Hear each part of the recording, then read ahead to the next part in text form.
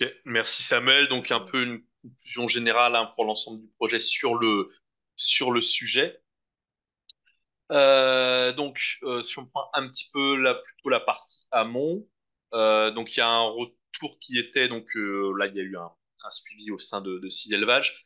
Il y avait un retour qui était globalement positif des producteurs sur l'intérêt de l'élevage de porcs mâles non castrés en comparaison euh, avec la castration. Cependant, on a quand même pu relever qu'il y avait une gestion qui était plus complexe avec la nécessité de sexer donc mâles et femelles. Il y a des questions aussi par rapport au nombre de cases nécessaires. Hein, c'était pas toujours voilà, adapté s'il fallait sexer l'intégralité d'une bande. La gestion des comportements agressifs voilà, qui est pas toujours évidente, etc. C'est plutôt positif, mais s'il faut le pérenniser, il y a quand même encore des éléments à travailler. Au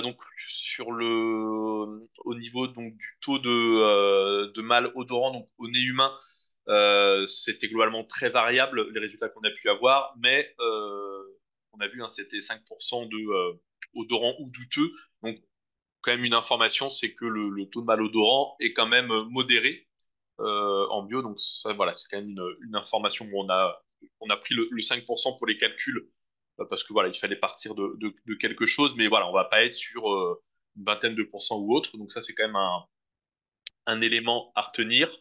Voilà. Et cependant, donc ça a été évoqué notamment par Corentin Amar de la Coperle tout à l'heure. Donc ça tombait bien parce qu'on l'avait aussi nous identifié dans la mesure où on était sur voilà un observatoire avec des lots d'animaux et pas toujours des bandes entières qui étaient non castrées. Donc, on n'avait pas pour objectif de comparer les performances technico-économiques de porcs mâles non castrés versus des porcs mâles castrés. Donc, ça fait notamment partie des choses qui devraient être développées par la suite pour pouvoir comparer rigoureusement l'impact de l'élevage de porcs mâles non castrés sur les GMQ des animaux, TMP et indice de consommation.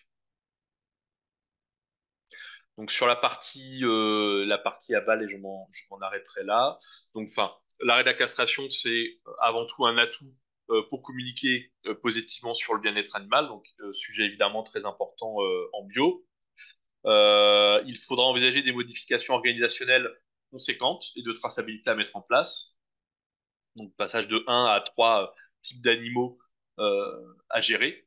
On a quand même vu qu'il y avait des possibilités de valoriser des mâles non castrés, odorants ou non odorants dans des produits transformés en allouant hein, les pièces à certaines catégories de produits ou en effectuant des dilutions très importantes pour les mâles entiers odorants. Voilà, donc on voyait aussi du côté de Copperl par exemple où c'était déclassé en conventionnel pour ne pas avoir à gérer ces animaux-là en bio. Donc après avoir dans l'équilibre économique comment ça se goupille. Mais il y a quand même des possibilités de les valoriser. Et puis le ratio on va dire, du commerce entre charcuterie et viande fraîche aussi laisse de la place pour utiliser pas mal de mal entiers en bio, puisque le marché, c'est à peu près 80 entre 75 et 85 de charcuterie, et donc entre 15 et 20 de viande fraîche. Donc le surcoût, il a considéré aussi, enfin voilà, on est aussi dans une phase de transition de la filière hors biologique avec une baisse de consommation, hein, donc voilà, il y a aussi tout ça à prendre en compte enfin, dans la faisabilité de mise en place et le bilan économique.